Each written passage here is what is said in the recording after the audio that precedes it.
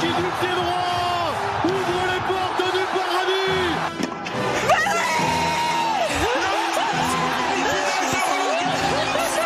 C'est hallucinant, quelle folie. Elle en tombe à terre et nous on n'est pas loin d'en tomber à terre aussi, Mathieu. C'est dingue. Mais Johan Zarco, c'est lui qui va le faire. C'est lui. Il est sorti du dernier virage et il s'impose au Grand Prix de France 2025. Johan Zarco, merci. Merci, bravo. Cette fille est immense. Pauline Ferrand-Prévot à 400 mètres. Elle savoure. Moment historique.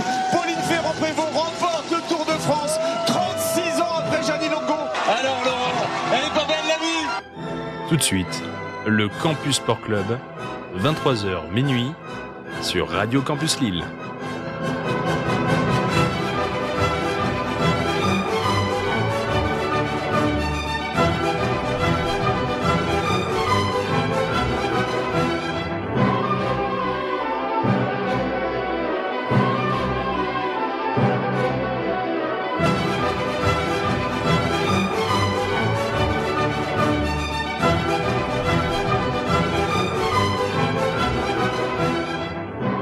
Et bonsoir à toutes et à tous, auditeurs et auditrices de Radio Campus Lille 106,6. J'espère que vous allez bien. On se retrouve avec ce nouveau générique, avec cette nouvelle saison du Campus Sport Club pour parler tous ensemble de 23h à minuit de l'actualité sportive du moment. Très heureux de vous retrouver. Épisode 2, on a lancé cette saison 5 la semaine passée. Ça s'est plutôt bien déroulé avec un casting de patrons, d'anciens. Il y en a aussi ce soir. Il y a aussi des petits nouveaux.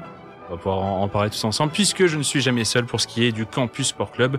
Il est temps de faire le petit tour de table des présentations en ce début d'émission avec Gaëtan qui est devant le bon micro. Comment tu vas, Gaëtan ? Super, voilà, j'ai pris place. Très heureux de faire mon retour à Campus Sport Club. Ça fait un petit bout de temps quand même. Après une année d'absence, hein, une année blanche à l'étranger, une partie à l'étranger, une partie en métropole lilloise. Ouais. Hein. Mais ouais, super content quand je reviens dans le studio, un peu de nostalgie. Ça fait un peu discours de vétéran, mais c'est vrai que j'avais pas mal de souvenirs avec les copains de l'ESJ ici. Mais très content de faire mon retour et parler sport, parce que ça, c'est ce qui nous fait kiffer avant tout, quoi. Très heureux de ressentir cette gaieté-là. À ta gauche, c'est Martin aussi qui est petit habitué. C'est ça, bonsoir à tous, très heureux de reprendre le Campus Sport Club après un été de repos. Puis t'as un bon manager, du coup t'as remplacé tous les partants avec de nouvelles recrues. Donc hâte de voir comment les automatismes qu'on peut créer avec eux. C'est ça. C'est l'entente sur le terrain. C'est parce qu'à chaque fois on est à peu près à 5. Il faut que concevoir des équipes de 5 un petit peu. On va voir. Ça se trouve vous allez vous foutre sur la gueule et ça va aussi faire une très belle émission. Et puis je ne les oublie pas évidemment. Des nouvelles voix pour le Campus Sport Club cette saison. Maël et Arthur. Comment vous sentez Ça va, pas trop le trac? Non, très heureux d'être ici et prêt à commencer. Espérant que le voilà, c'est bon. Voilà, bienvenue. C'est bon, tu viens de poser ta voix dans le Campus Sport Club. C'est dans le marbre. Merci. Bravo à toi. Et Maël, toi? Pareil, très content et heureux de participer à cette émission. Un peu stressé depuis 3 jours, j'y pense beaucoup. Mais j'ai très hâte de découvrir cette nouvelle aventure et de me lancer avec vous. Tout va bien se passer. Tout va bien se passer, surtout qu'on va pouvoir démarrer cette émission avec, comme d'habitude, les résultats. Et tout va très bien se passer puisque elles sont entre les mains de Gaëtan. Gaëtan est plutôt bon dans l'exercice. Ça, je me fais pas de soucis. Petit jingle? Ouais. Gaëtan commence en retard déjà. Oh, et ça va. Et... Ah non, attends, fais attention, hein, parce que oui, les chronos sont même pas à l'heure. Hein. Ici, on est à l'aveugle. Donc, mais ça va bien se passer, Gaëtan. Oui, je sais. Le suspense, les émotions, les performances. On vous résume tous les résultats marquants du week-end sportif. Voilà. Là, on peut faire les résultats. Et oui, direction l'Hexagone avec notre beau championnat français qui nous aura offert de belles confrontations pour cette 5e journée. Le canapé était en place, le rendez-vous était pris pour le classique du dimanche au MPSG. Rencontre finalement reportée à ce lundi dû à une météo défavorable dans la région. Et pourtant, coup de tonnerre hier soir à l'Orange Vélodrome. L'Olympique de Marseille a mis fin à une décennie de disette face au Paris Saint-Germain en Ligue 1. Première mi-temps phocéenne où les Parisiens ont été mis sous pression à l'image de ce corner concédé et d'une sortie hasardeuse de Lucas Chevalier permettant à Naïef Aguerd d'ouvrir le score à la grande joie du Vélodrome. Fébriles, les leaders du championnat ont peiné à enchaîner les passes fluides et à trouver de l'impact offensivement, hormis quelques frayeurs sur la cage de Geronimo Rulli, une première fois avec Vitinha et une seconde avec Kvaratskhelia, visiblement les seuls Parisiens convaincants d'hier soir. 1-0 à la pause et les affaires parisiennes ne se sont pas arrangées par la suite, emmenées par un Rulli des grands soirs. Les Olympiens nous ont montré un visage rassurant défensivement. Forcés de s'exposer, les Parisiens ont laissé quelques espaces qui auraient pu bénéficier à Pierre-Emerick Aubameyang, fraîchement rentré sur la pelouse. Une fin de rencontre évidemment tendue où Roberto De Zerbi écopera d'un carton rouge. Anecdotique pour les Marseillais qui s'imposent donc 1-0 et recollent Lens à la 6e place du championnat. Le club de la capitale laisse quant à lui échapper 3 points importants, dressant alors un top 4 à égalité de points, 12 points pour être précis, mais il faut croire qu'il y avait plus important hier soir pour le football français. Week-end derby, comme on les aime, avec l'opposition bretonne Nantes-Rennes, un derby synonyme de retrouvailles pour les ex-nantais Rongier, Blas et Merlin. Après un début de saison compliqué, 3 défaites et une victoire, les Canaries ont arraché le nul ce samedi à la Beaujoire. Les hommes d'Habib Bey avaient pourtant le match en main, ouverture du score à la demi-heure de jeu de Ludovic Blas sur penalty, suite à une main nantaise. Dominateur après leur coup d'éclat, Esteban Le Paul profite d'un centre en retrait de Halidou Saïdou pour faire le break et signer une deuxième réalisation sous ses nouvelles couleurs. Il a fallu attendre l'heure de jeu pour apercevoir un faisceau de révolte côté nantais. Junior Mwanga délie le compteur pour les siens, 2-1 à la 90e. Penalty clair accordé aux Nantais et l'occasion de revenir à hauteur. C'était sans compter sur l'arrêt de Brice Samba, mais les locaux y ont cru jusqu'au bout, jusqu'au centre de Yacine Benatab, repris parfaitement par Youssef El Arabi. Score final 2-2, Nantes se rassure et Rennes manque l'occasion d'occuper la 4e place du championnat. Beaucoup moins de suspense pour le deuxième derby du week-end, 121e derby du Nord entre le Racing Club de Lens et Lille, même si les Lillois se sont offerts quelques belles opportunités en début de match à l'image de la frappe détournée de Félix Correa. Les Lensois ont rapidement pris le match en main, peu avant la demi-heure de jeu sur un corner de Adrien Thomasson dévié de justesse par Wesley Saïd. Lens ouvre le score et le match s'emballe. Les Lensois profitent d'une erreur de Félix Correa pour mener un 3-1. Notre champion du monde Florian Thauvin finit le travail malgré un retour de la défense lilloise, 2-0 à la pause. De retour au vestiaire, les hommes de Bruno Genesio n'ont pas réalisé ce qu'on appellera ce week-end la spéciale nantaise. Coup fatal porté au Lillois à la 52e après avoir repoussé une première fois la frappe de Ruben Aguilar. Berke Hodzer, successeur de Lucas Chevalier, ne peut repousser sur un second temps le ballon de Fofana qui rôdait en renard des surfaces. Score final 3-0, privé de victoire dans l'affiche depuis 6 matchs. Les 100 et or mettent fin à une série noire et trouve les 3 points de la victoire, une 7e place juste derrière l'OM. Lille est rétrogradé à la 5e place après la victoire de Strasbourg face au Paris FC. Petit point Ligue 2 avec nos clubs nordistes avant de basculer de championnat. 7e journée, Boulogne s'est imposé 3-1 à Montpellier. Les Boulonnais toujours dans la zone rouge, certes, mais 3 points pour revenir à hauteur de Dunkerque, 15e avec 6 points. Dunkerque, autre club nordiste battu par Guingamp au Roudourou 2-1. On traverse la Manche pour la suite de ces résultats, toujours du ballon rond avec les quelques grosses oppositions du week-end en Première Ligue. Match du haut de tableau avec le derby Merseyside, Liverpool-Everton. Une fine pluie pour ouvrir le bal et permettre aux Reds de conserver leur invincibilité en championnat. Victoire 2-1, chirurgicaux sur le premier acte, 2 tirs cadrés pour 2 buts. Ryan Graffenberg d'abord sur une sublime reprise de volée, puis Hugo Ekitike avant la demi-heure de jeu. Petite frayeur tout de même à Anfield à l'heure de jeu. Réduction du score d'Idrissa Gueye et temps fort pour les Toffees. En vain, Liverpool remporte ce match et renforce leur position à la tête du championnat avec 15 points. Autre rencontre importante du championnat anglais, Arsenal-Manchester City, point du nul décroché par les deux équipes. Score final 1 partout. Un match tactiquement bien maîtrisé par les Citizens. Contrôle du ballon et une agressivité défensive qui aura permis de lancer les hostilités dès la 9e minute à l'Emirates avec un Erling Haaland à la récupération et à la finition. Le Norvégien signe son 12e but de la saison. Une deuxième période où les Gunners ont repris le contrôle du jeu après quelques modifications apportées par Michael Arteta.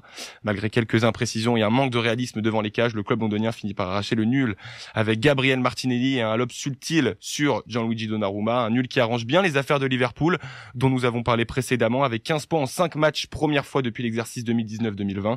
Liverpool réalise sur cette 5e journée le coup parfait, 5 points d'avance sur son dauphin Arsenal. Alors peut-être qu'on la tient, notre pépite du demi-fond, notre Mo Farah national, que dis-je, notre Jimmy Gressier. Il rêvait du doublé 10 000 mètres, 5 000 mètres. Le voilà doublement médaillé, victorieux la semaine dernière sur 10 000, médaillé de bronze ce week-end sur 5 000 au championnat du monde d'athlétisme à Tokyo. Un schéma quasi identique à la semaine dernière, une place bien ancrée dans le peloton, attentif aux prises de décision et incisif au dernier virage pour s'épargner le retour des poursuivants. Le demi-fondeur bolonais marque ainsi un peu plus son sport et offre donc à la France sa seconde médaille au championnat du monde.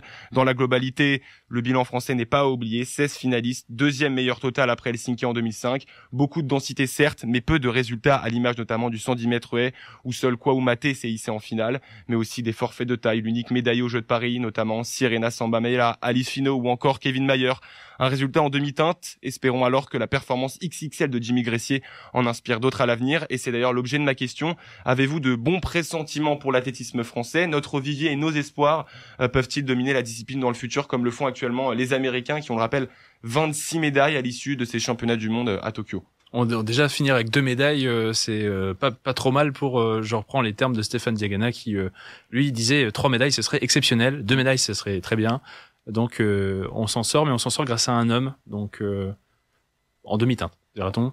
C'est vrai que c'est un peu décevant. Vous, il y en a ici qui ont suivi, un peu vécu ces mondiaux d'athlétisme avec une certaine attention et ont un commentaire, quelque chose à dire là-dessus? Vas-y. Pour moi, c'est plutôt rassurant d'avoir de plus en plus de Français finalistes. Quand on voit aux Jeux de Paris, il y avait très peu de Français en finale, donc très peu de chances d'avoir de médailles. Et plus on mettra de Français en finale, plus on augmentera forcément nos chances d'avoir des médailles. Ouais. Alors après, à savoir, à comparer des mondiaux et des Jeux Olympiques, c'est toujours un peu touchy. C'est vrai que les Jeux Olympiques demandent encore plus enfin, on le voit aussi, des records, une densité folle et des absents, comme tu le soulignais. Martin, t'avais un commentaire aussi? Non, c'était pour le rejoindre. Plus de finalistes, plus de médailles, c'est sûr. Après, comme tu l'as dit, Gaëtan, il manque des noms dans ce championnat du monde pour pourquoi pas aller chercher cette 3e médaille que Stéphane Diagana voulait absolument. Donc à voir pour les prochains championnats du monde, même le championnat d'Europe. Ça peut être aussi un bon lancement pour plusieurs pépites en voie de développement et prendre de l'expérience lors de ces championnats. Oui, c'est toujours très important aussi, comme dans tous les sports, de vérifier au niveau générationnel ce que ça peut donner. En tout cas, c'est une première pierre qui a été posée ici et là selon les disciplines. On espère que ça se poursuive. Et une autre qui aurait pu bien se tourner, mais qui s'est un peu mal passée du côté de l'Angleterre, Gaëtan. Eh oui, elles ont au même titre que Jimmy Gressier fait preuve d'une combativité sans faille, mais la marche était trop haute. Le 15 de France féminin s'est incliné ce samedi en demi-finale du mondial face aux Anglaises, championnes du monde 2014. Les Bleus ont pourtant fait douter le 15 de la Rose à Bristol. Loin de la déculotter face à la même nation en match de préparation 40-6, les joueuses de Gaël Mignot et David Ortiz tenaient le score à l'issue de la première période, mais c'est sur ce qu'on appelle des petits détails que le match s'est joué. Score final 35-17, à retenir l'ascension fulgurante de l'ailière française Kelly Arbet en seulement 2 ans et la longévité d'un 15 qui peut aller chercher une 4e médaille de bronze d'affilée dans la compétition. C'est peut-être déjà l'image des mondiaux de Kigali au Rwanda. Je laisse volontiers ce débat aux férus de cyclisme. Remco Evenepoel dépose Tadej Pogačar sur le contre-la-montre et devient alors pour la 3e fois d'affilée champion du monde de la discipline. Celui qu'on surnomme le roi du contre-la-montre s'était lancé à 2 minutes et 30 secondes après le Slovène pour in fine l'avaler à 2 km de l'arrivée sur la côte de Kimi Urura. Le podium est complété par l'Australien Jay Vine et le Belge Ilan Van Wilder. Côté français, à retenir la belle 8e place chez les hommes de Bruno Armirail, actuel champion de France du contre-la-montre.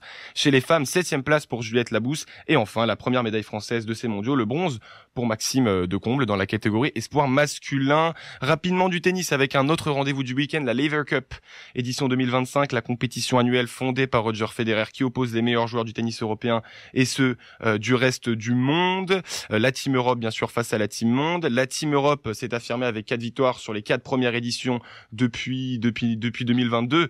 La Team Monde semble inverser la tendance à l'image de cette dernière édition en 2025 à San Francisco. Sur ces terres, Taylor Fritz a permis au collectif Monde emmené par André Agassi d'empocher un nouveau titre. Vainqueur de Carlos Alcaraz et d'Alexander Zverev, l'américain 5e au classement ATP aura été le main character de ce show car c'est l'ambition même de ce tournoi sur surface dure. Redonner, je cite, une dimension collective à ce sport individuel sans réel enjeu majeur pour les joueurs qui y participent, une inspiration claire à la Ryder Cup au golf où le gratin du tennis mondial se trouve dans une ville du globe pour 4 à 5 jours de compétition. On conclut cette rubrique résultats où on a peut-être un petit peu de place pour le volley. Allez, on a un peu de place pour le volley. Un petit peu de place pour le volley avec ce qu'on pourrait qualifier d'une surprise, peut-être parce que c'est une performance convaincante d'une équipe belge dans la sphère sportive. Donc on va en parler quand même des Red Dragons qui atteignent les quarts de finale du championnat du monde de volley grâce à une victoire symbolique 3-7-0 en 8e de finale face aux Finlandais. Pour rappel, la Belgique n'a qu'une seule ligne à son palmarès, la Golden European League en 2013, une déclinaison de la Ligue mondiale à l'échelle continentale.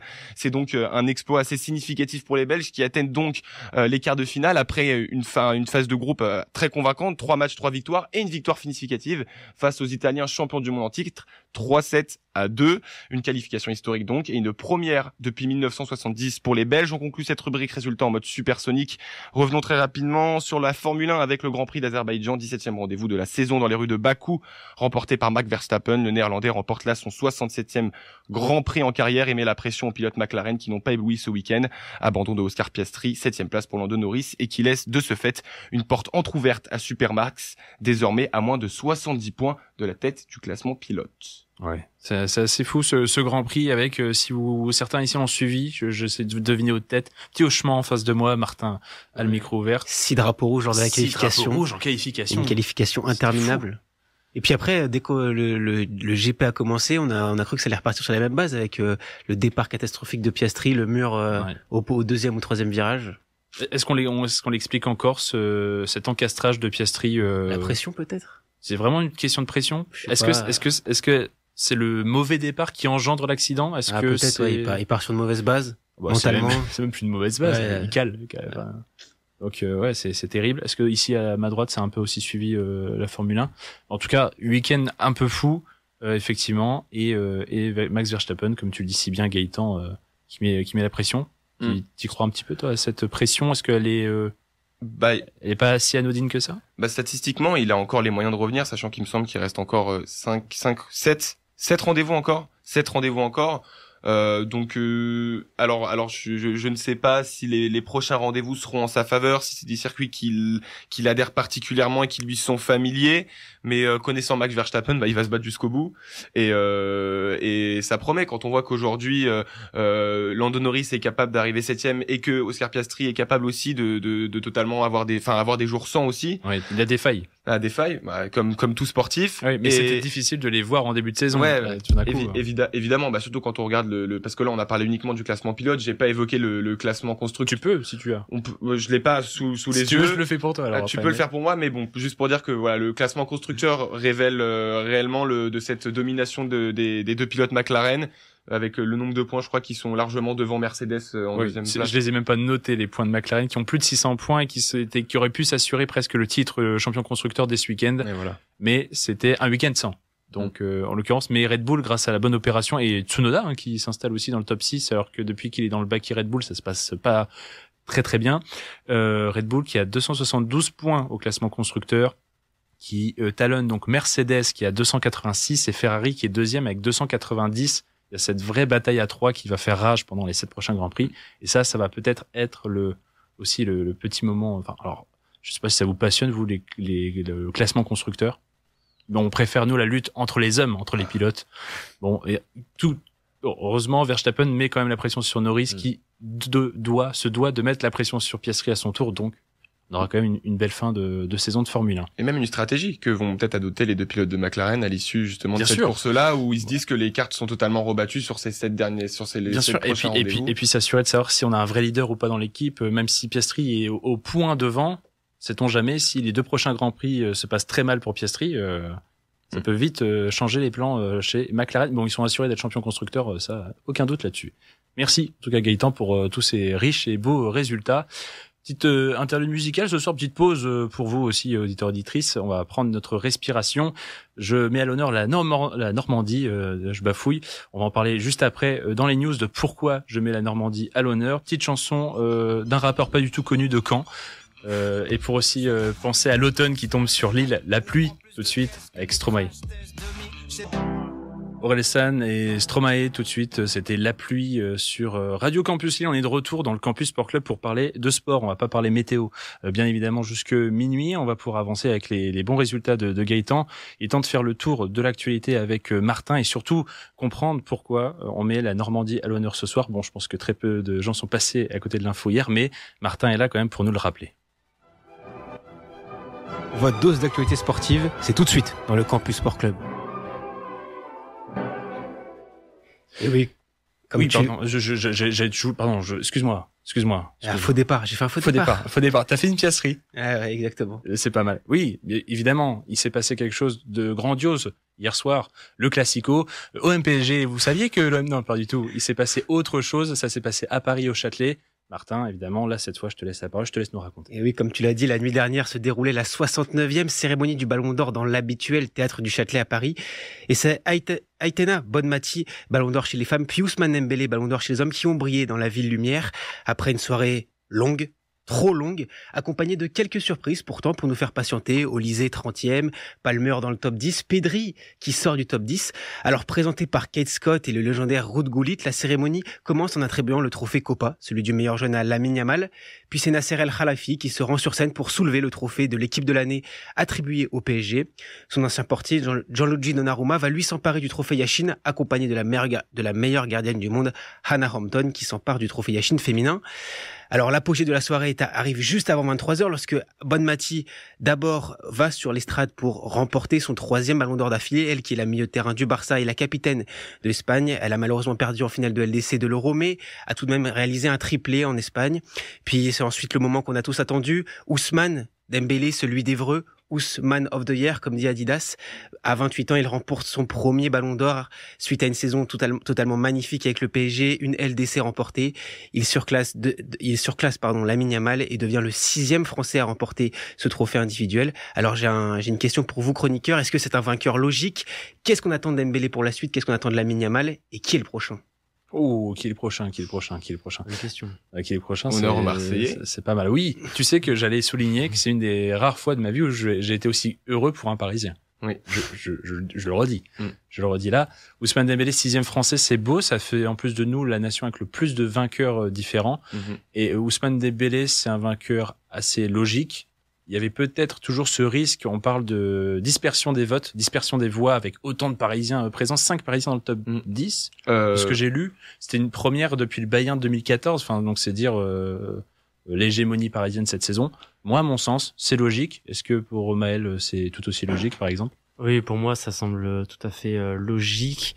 Après, le risque, c'était quand même que, comme tu l'as dit, il y a une dispersion des voix, mais j'ajouterais aussi que un second risque était que, comme Lamine Yamal avait beaucoup d'actions très marquantes, surtout en Ligue des Champions, avec le plus beau but de la compétition à son effigie, beaucoup pensaient que il allait pouvoir remporter des votes grâce à ses actions entre guillemets clutch. Mais oui, c'est tout à fait logique que ce soit Ousmane Dembélé qui remporte le Ballon d'Or, vainqueur de la Ligue des Champions, demi-finale de la Ligue des Nations avec sa sélection nationale, remporte la Ligue 1, est un élément clé dans le 11 de Luis Enrique. Donc pour moi, ça semble tout à fait légitime et normal. Logique, sachant que on sait que les critères sont assez flous toujours. Enfin, pour Ballon d'Or, c'est jamais très arrêté, même si on a de plus en plus de clarté et d'indices. On parle aussi de l'image et du fair play. Est-ce que Lamine Yamal a un peu pêché là-dessus avec ses déboires, Gaëtan? J'ai envie de dire que c'est vrai qu'il s'est pas mis dans les meilleures conditions avec avec ces nombreuses apparitions où il apparaît forcément pas comme le joueur le plus humble sur le terrain, où c'est vrai que quand on voit un Dembélé qui fait plus leader mais leader d'homme dans le groupe, sur ses prises de parole, Luis Enrique même disait sur le terrain, donc le premier à donner l'exemple par le pressing, parce qu'il doit, ce que Enrique lui demande déjà. Et Enrique avait d'ailleurs déclaré en finale de Ligue des Champions, je donnerais d'ailleurs ce Ballon d'Or à Dembélé uniquement pour illustrer la manière dont il a défendu en finale. C'est-à-dire, ça témoigne aussi de ces choses-là. Mais je pense que vraiment là, sur cette récompense, qu'importe en finale le comportement qu'aurait eu Yamal sur cette saison 2024-2025, Dembélé aux yeux et surtout au vu de ses performances individuelles comme collectives, ça va de soi qu'il remporte ce Ballon d'Or, mais après très surpris aussi par beaucoup de résultats, le fait que Achraf Hakimi soit hors du top 5, qu'on retrouve Olysée dans le top 30, Cole Palmer dans le top 10, quelques choix incompréhensibles. Et donc c'est vrai, quand on entend ces premiers choix, j'avais effectivement beaucoup de doutes et j'avais des craintes quand on voyait les deux protagonistes assis pour avoir la décision finale et l'ouverture d'enveloppe faite par Ronaldinho. J'avais beaucoup de craintes, surtout qu'en plus Lamine Yamal est venu au Châtelet hier en équipe avec toute la clique, et donc je me suis dit que ça enfin il y avait une atmosphère assez bizarre, donc j'avais un petit peu peur de ce retournement de situation, mais au final Ballon d'Or pour Dembélé. Et pour la suite, j'ai envie de dire ça confirme une très bonne saison, plus qu'à la reproduire, même si j'ai des doutes sur le fait qu'il puisse nous reproduire une saison et surtout de se faire l'idée qu'on doit faire aussi bien, c'est se mettre une pression inutile, alors que de tous les cas, je pense que avoir coché le Ballon d'Or déjà dans une carrière, c'est pas donné à tout le monde. On sort d'une période Lionel Messi, Cristiano Ronaldo, on se dit que l'avoir plusieurs fois, c'est c'est faire partie des meilleurs. L'avoir une fois, c'est déjà exceptionnel. Ouais. Bravo à Ousmane of the Year, comme tu le dis si bien, Martin. Martin, on bascule de l'autre côté de l'Atlantique avec une mauvaise nouvelle, quand même. C'est ça, tu parles anglais, donc on part aux États-Unis. C'est la mauvaise nouvelle en NBA, c'est une info de Shams Charania, journaliste pour ESPN. Le meneur des Rockets, Fred VanVleet, meneur de 31 ans, est victime d'une rupture des ligaments croisés. Une potentielle saison blanche est à venir. Les Rockets, on rappelle, qui ont fait venir Kevin Durant pour accélérer le projet cet été et qui ont transféré leur deuxième porteur de balle, Jalen Green. Alors, qui pour prendre le relais du coup à la place de Fred VanVleet au poste de meneur? On pense à Richie Pard, troisième choix de la draft la saison passée, mais qui a vécu une saison assez compliquée. Aaron Holiday, frère du fameux Drew Holiday, champion avec les Bucks ou encore les Celtics.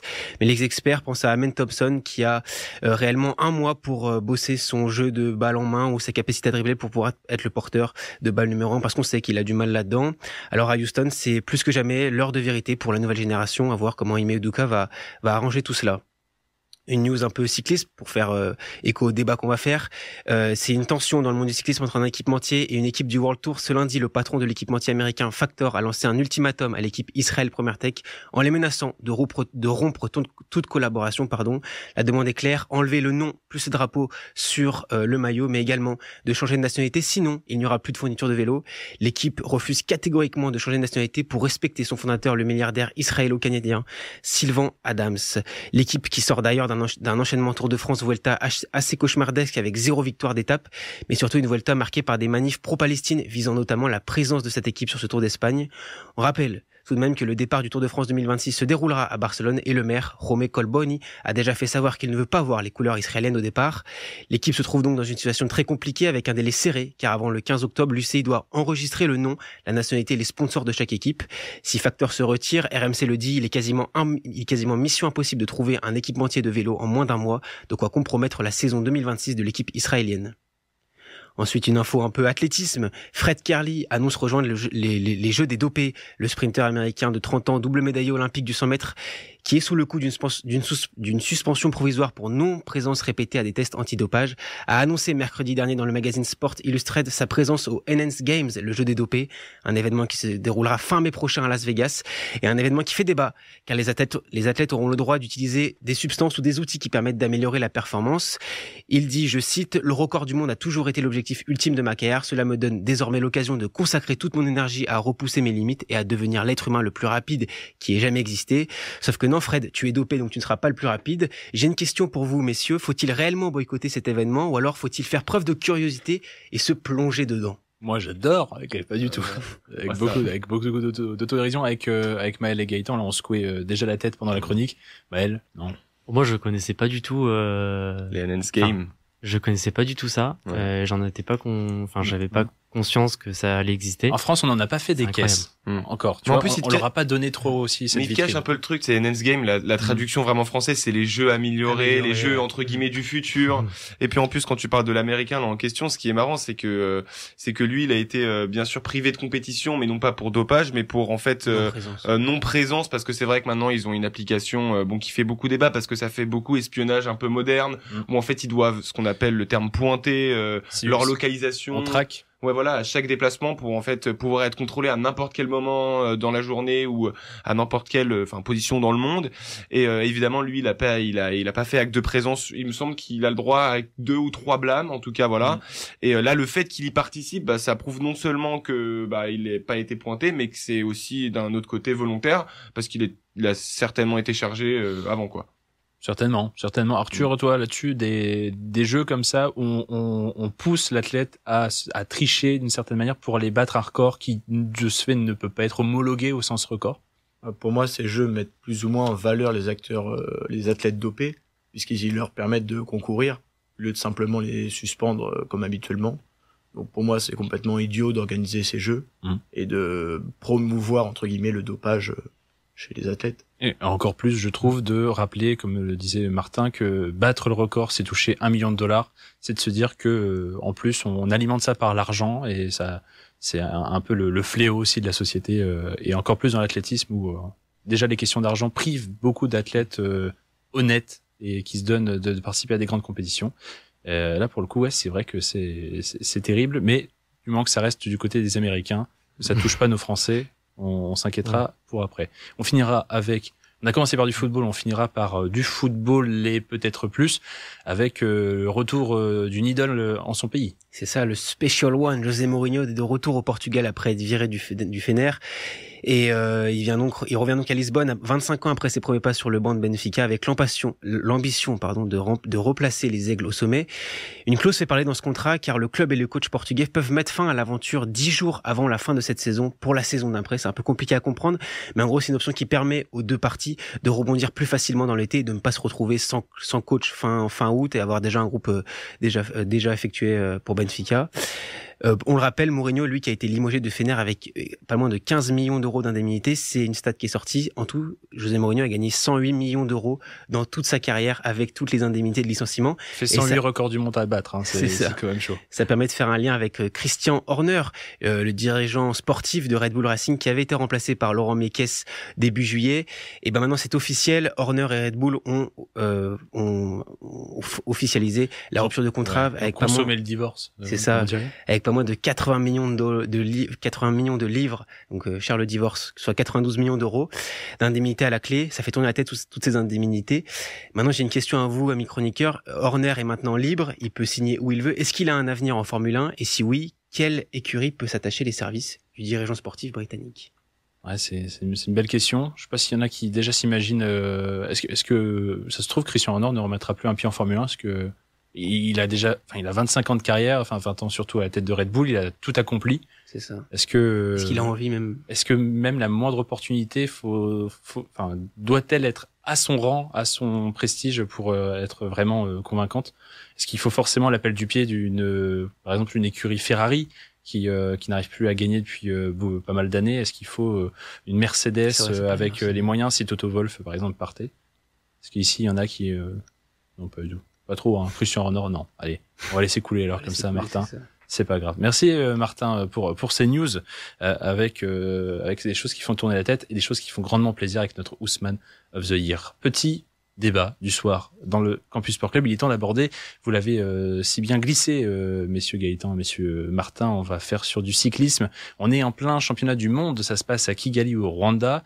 On va surtout se concentrer sur la grande course qu'on attend tous les ans, et celle-là peut-être à une certaine saveur. Ça se passera dimanche, la course en ligne messieurs élite, avec forcément dans le viseur un Tadej Pogačar qui avait démontré toute sa force, réalisé une maestria l'an passé avec cette attaque à 100 bornes de l'arrivée pour décrocher son premier titre de champion du monde. La question est assez simple.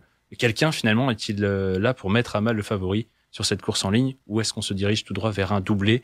Est-ce qu'il y a des grands sceptiques ici? Ouais.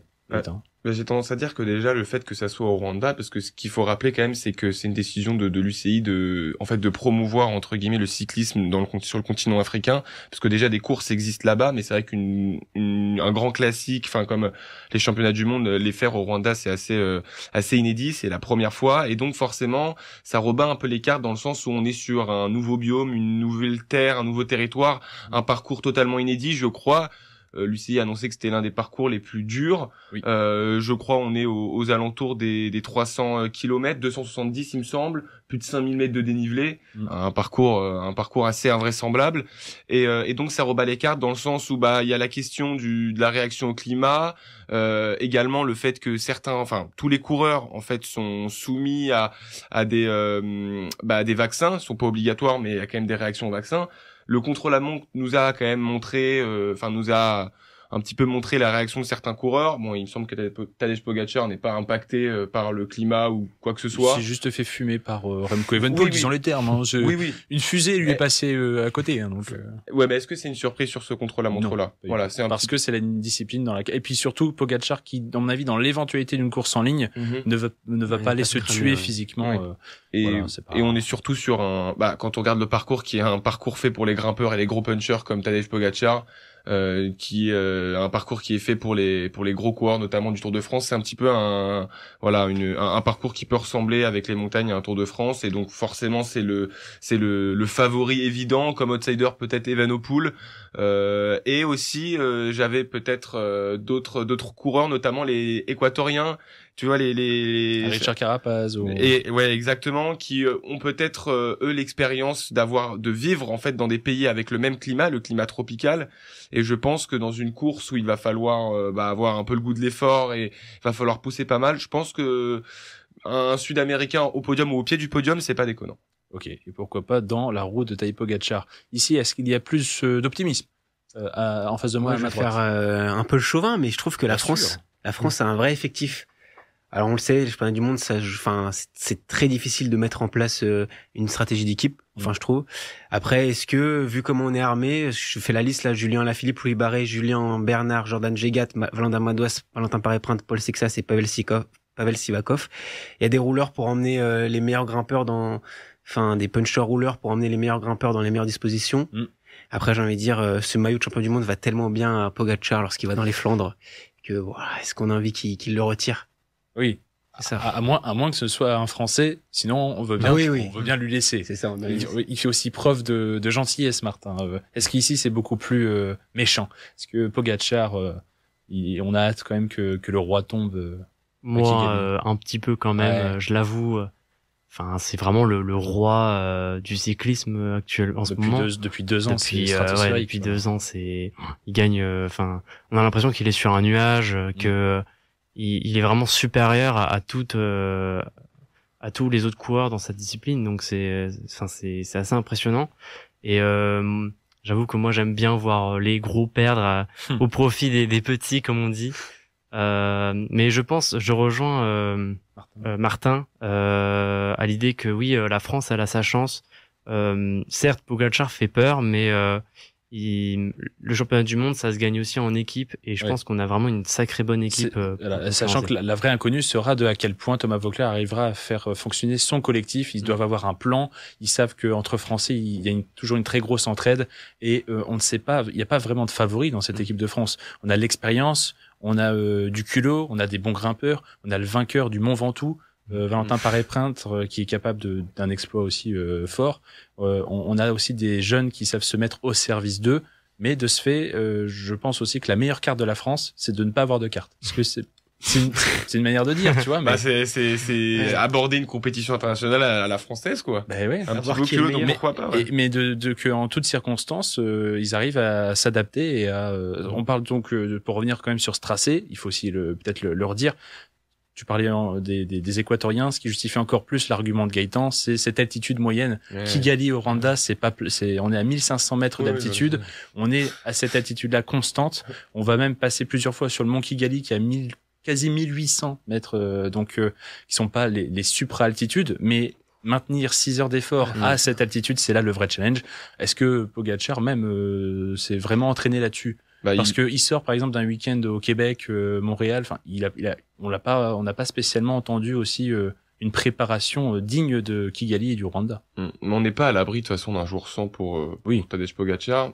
En plus, moi, il y a plein d'inconnus déjà. En fait, quand on regarde en fait les déclarations du CI de vouloir promouvoir le cyclisme au Rwanda, moi je trouve ça cool. Mais en fait, le fait d'avoir tracé un parcours aussi ardu, compliqué, de l'avoir vendu comme l'un des parcours les plus compliqués, et en fait, ça arrange pas leur idée de le promouvoir le cyclisme, parce que de ce fait, t'as plein de coureurs qui sont très exigeants avec beaucoup de parcours. On pense à Van Der Poel qui n'est pas là, à Van Aert, et même à Vingegaard. Bon, Vingegaard n'a pas tendance à privilégier les championnats. Les championnats. Donc ça, c'est fait. Mais en parlant de Van Der Poel ou Van Aert, tu vois, c'est principalement des coureurs qui ont prévu d'autres compétitions en décembre, mais du fait de se tracer de l'impossible, ça réduit le champ des possibles, et donc ça explique aussi que peut-être que Tadej Pogačar, la victoire lui est un petit peu offerte, mais on n'est jamais à l'abri d'un jour sans.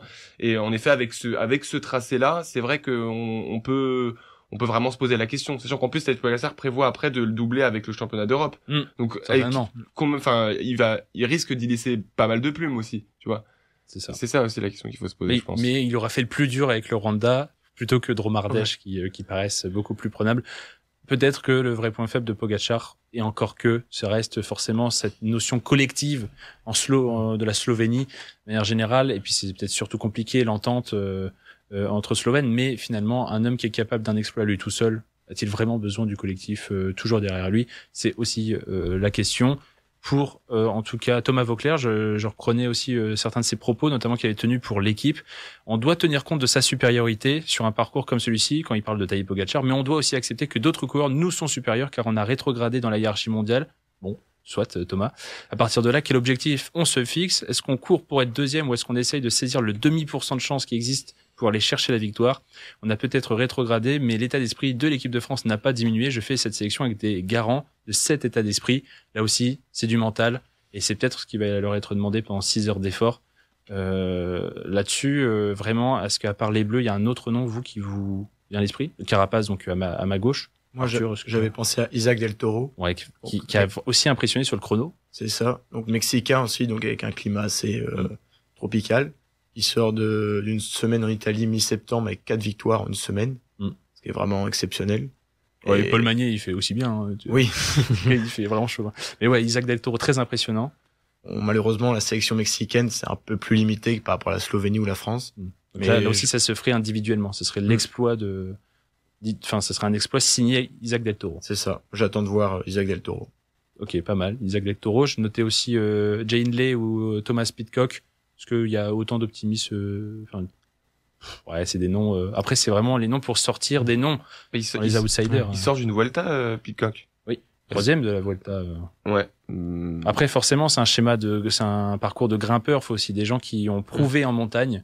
Ouais. Mais ils sont pas spécialement très nombreux. Et puis, comme tu soulignais aussi, Maël, il sort toujours une très très bonne saison. Et sur sa lancée, Tadej Pogačar, le seul qui lui a vraiment posé des problèmes, c'est Van Der Poel. Van Der Poel qui de toute façon n'était pas spécialement fait pour ce parcours, même si on aurait quand même aimé voir Van Der Poel en tous les cas, mais absent de l'événement comme Van Aert. Donc, on se dirige quand même vers un doublé. Hein. J'ai l'impression, si ce n'est que notre collectif tricolore peut encore peut-être. D'ailleurs, en équipe de France, vous voyez qui si l'un d'eux devait s'illustrer ou devait faire le plus gros du travail? Un Pavel Sivakov, Jegat. Jordan Jegat, toi? Batailleur pendant le Tour de France, il peut s'accrocher. Top 10 du classement général du Tour. C'est ça, qui s'accrochait tout au long des 3 semaines. Pourquoi pas aller créer la surprise après? Moi, j'aime bien Jordan. Ça peut être aussi ces noms-là, un peu plus discrets, qui sortent. Après, moi, j'ai une grosse cote, si tu veux. Après, c'est un peu culture de l'instant. Hein. Ah oui, tu veux me faire dépenser mon argent. Arensman. Arensman qui gagne 2 fois sur le Tour de France, qui part en donc qui résiste en haute altitude. Ouais. Pourquoi pas aller créer la surprise? Bien sûr. Donc le néerlandais. Un parieur fou dans l'équipe. Ouais, c'est vrai. Un parieur fou. Un parieur fou là-bas, ouais. Ça se trouve, elle a 200 la cote fou. Et ben c'est intéressant. On va pouvoir regarder tout ça pendant une petite pause musicale que je vous propose aussi pour Radio Campus.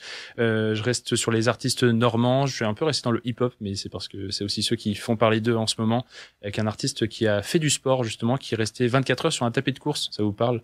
Oui. C'est Reailes, exactement, qui nous vient de Rouen. Alors Orelsan, c'était quand? Là, c'est Rouen. J'ai pas trouvé Évreux pour notre Ousmane Dembélé, c'est pas très grave.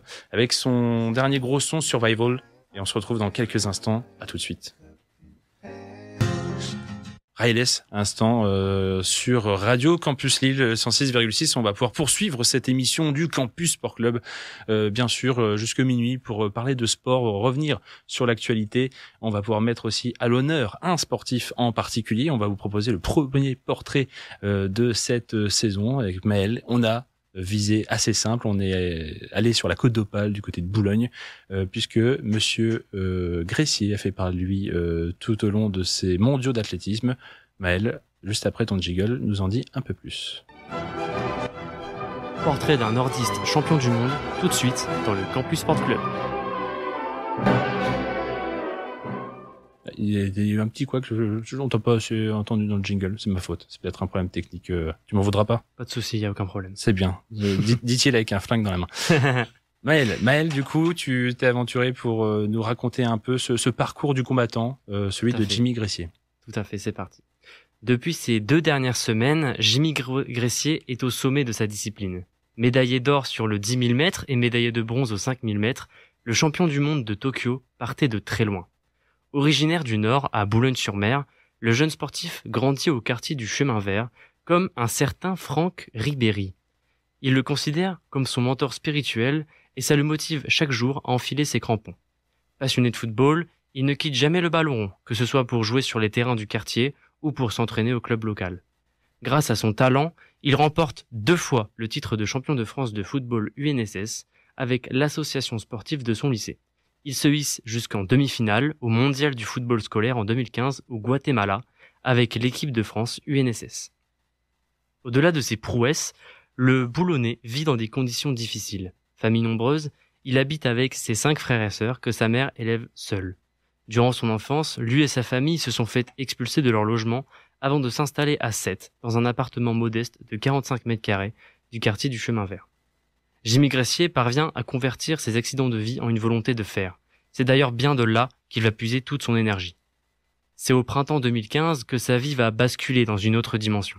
Alors qu'il poursuit sa pratique du football, il obtient une 6e place au championnat de France de cross et est retenu par l'équipe de France pour les mondiaux de cross-country en Chine.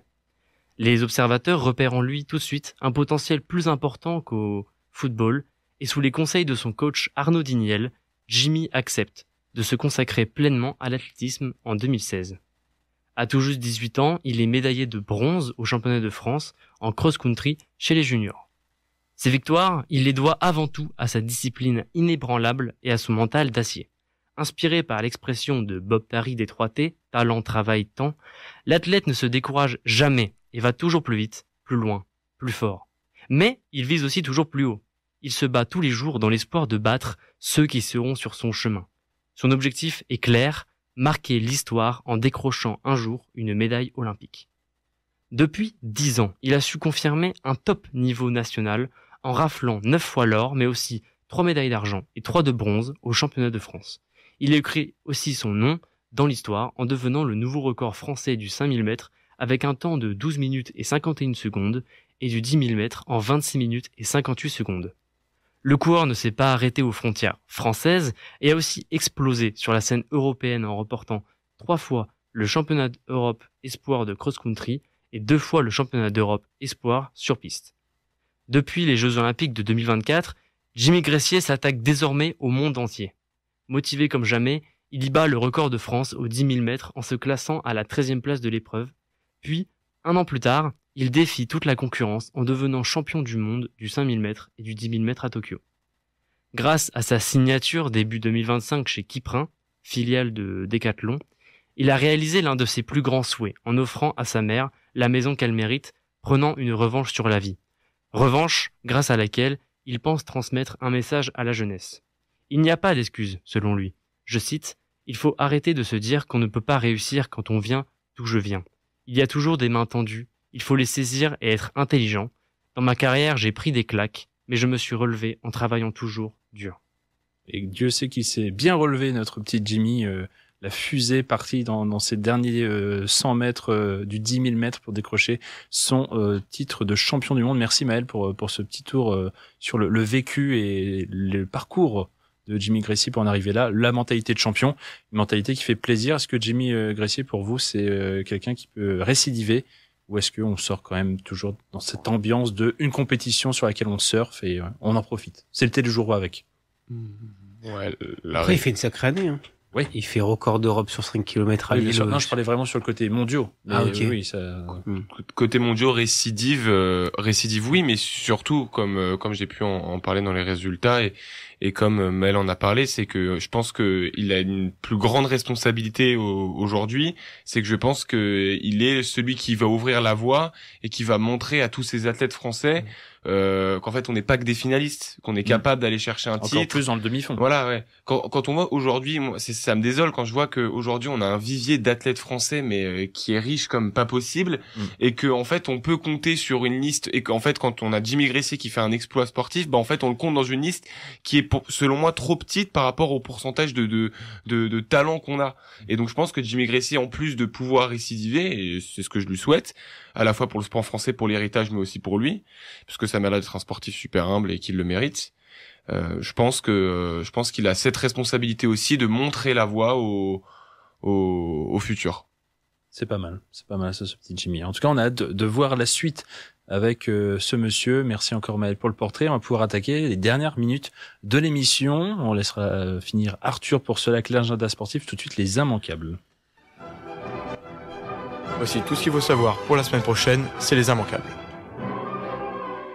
Donc on commence par l'événement de cette semaine, donc déjà abordé les championnats du monde de cyclisme. Donc c'est la 92e édition qui se déroule à Kigali au Rwanda. Nous entamerons cette semaine par le relais mixte dès mercredi. Et enfin, de jeudi à samedi auront lieu les courses juniors et espoirs hommes et femmes. Pour ensuite arriver samedi et avoir le dénouement final pour les femmes. Pauline Ferrand-Prévot sera bien présente, accompagnée par Maëva Skiban et Juliette Labousse. La dernière vainqueur du Tour de France, Pauline Ferrand-Prévot, tentera d'aller chercher un deuxième sacre après le premier de 2014. Autre possibilité de doubler, mais cette fois c'est les hommes, avec l'immense favori Tadej Pogačar, qui remet son titre en jeu. Pogačar paraît donc intouchable, comme déjà dit, mais tout peut arriver dans des courses, encore plus dans les championnats du monde. À noter que c'est la première fois que les mondiaux se déroulent en Afrique, et le parcours est considéré comme le plus dur de l'histoire, avec environ 268 km et un peu moins de 5500 mètres de dénivelé. La course sera à suivre dimanche sur les antennes de France Télévisions et Eurosport, comme l'ensemble des championnats du monde. Donc, du côté de la petite balle jaune, demain débutent les 16e de finale du tournoi ATP de Tokyo. Le grand favori Carlos Alcaraz entame son tournoi face à Sébastien Baz, argentin, 41e mondial. Côté français, Hugo Humbert, finaliste de l'année dernière, affrontera lui l'américain Brooksby. Ces deux 16e de finale se dérouleront jeudi. Le dernier vainqueur, Arthur Fils, ne pourra pas défendre son titre. Blessé au dos, il a été obligé de déclarer forfait. Le tournoi sera diffusé sur France Bleu. Demain auront aussi lieu les quarts de finale des championnats du monde de volley qui se déroulent en ce moment en Philippines. Malgré la sortie prématurée de la France dès les phases de poule de la compétition, elle continue, avec l'Italie-Belgique à 9h30 et Pologne-Turquie à 14h. Nous avons aussi dans les deux autres quarts Italie-Bulgarie et République tchèque-Iran. Ces deux autres quarts sont prévus pour jeudi. La compétition est diffusée en intégralité sur la chaîne Équipe. Nouvelle semaine européenne de football avec le début de la Ligue Europa pour nos 3 clubs français engagés qui sont Nice, Lyon et bien sûr Lille. C'est Nice qui ouvrira le bal des clubs français avec la réception d'un gros morceau, l'AS Roma, dès demain à 21h. Le match sera à suivre sur Canal+ Foot. Quant aux LOSC, ils engageront leur compétition face au club norvégien du SK Brann jeudi à 18h45. Les Lyonnais, eux, se déplaceront à Utrecht, aux Pays-Bas, ce jeudi, mais cette fois à 21h. Les deux matchs de jeudi seront à retrouver sur Canal+. Ces deux clubs se retrouveront en Ligue 1 dès dimanche à 17h15 pour un match de prétendant à la Ligue des Champions. Le match sera diffusé par Ligue 1+ et BeIN Sport 1. Autre match de prétendant à la Ligue des Champions, nous avons la réception de Marseille par Strasbourg à vendredi à 20h45. Le Racing Club de Strasbourg et son mercato XXL recevra l'Olympique de Marseille fort d'un classico solidement remporté, qui va tenter de poursuivre cette dynamique positive. La rencontre aura lieu vendredi et sera diffusée par Ligue 1+. Côté lensois, ils iront eux en Bretagne, du côté de Rennes, pour tenter de bonifier leur victoire remarquable dans le derby. Le match sera à suivre en dimanche à 20h45 sur Ligue 1+. Et enfin, samedi, nous assisterons au dénouement de la Coupe du monde de rugby féminin entre les deux premières nations mondiales, à savoir le Canada et l'Angleterre. La finale aura lieu dans un monument du rugby puisqu'elle se déroulera à Twickenham, en Angleterre, et elle se déroulera à partir de 17h sur TF1. Les Françaises, dernières victimes des Anglaises en demi-finale, devront s'en remettre pour tenter d'arracher une 3e place aux championnes du monde en titre néo-zélandaise. En cas de victoire, ce serait la 8e 3e place en 10 éditions pour les Françaises. Un record pour la compétition, bien sûr. Là aussi diffusé sur TF1 à 13h30. Balle de titre pour Marc Marquez ce week-end. En effet, dimanche aura lieu le Grand Prix du Japon, avec Marc Marquez qui peut triompher dès ce dimanche. En cas de résultat favorable, il pourrait obtenir son 7e titre dans la catégorie reine ce week-end, ce qui serait son 9e titre mondial, après 1 en 125 mètres cubes, 1 en Moto 2 et donc le 7e en Moto GP. Il égalerait la légende Valentino Rossi, lui aussi à 9 titres. Pour rappel, il dispose d'une avance de 182 points sur son frère Alex au classement, et il lui suffit de seulement 3 points de plus que son frère pour triompher. Merci Arthur pour ces immanquables. On a hâte de voir, oui, c'est vrai, ce sacre de Marc Marquez. On l'avait presque oublié. On pensait un peu Formule 1, mais c'est vrai que la MotoGP, il y en a un qui roule sur tout le monde. Là aussi, j'utilise les termes, mais Marc Marquez, beaucoup trop fort cette année. Seul son petit frère qui arrive à le talonner. Merci, en tout cas, pour ces immanquables. Merci Maël, encore pour le portrait. Merci Martin pour les news avec notre Ousmane. J'espère que ça t'a fait plaisir. D'ailleurs, je sais même pas si t'as savouré cette victoire. Bah, si, toujours. Si, toujours? Ouais. Tu vas bien, alors. Tu vas bien. Moi, supporter, Non, pas parisien, non. Non, mais chauvin. Mais, voilà, chauvin, le chauvin, je voulais être sûr. Et merci Gaëtan pour ce petit retour. J'espère que ça t'a fait plaisir aussi de retrouver les sensations. Super. Du Campus Sport Club, du direct. Comme ouais, ça. J'adore. Voilà. Bah non, en tout cas, on se donne rendez-vous auditeurs auditrices la semaine prochaine pour toujours du sport, toujours 1 heure avec le Campus Sport Club 23h minuit. D'ici là, moi je vous dis forcément sportez-vous bien. Bye bye tout le monde, on se laisse avec les musiques de la nuit. Bye.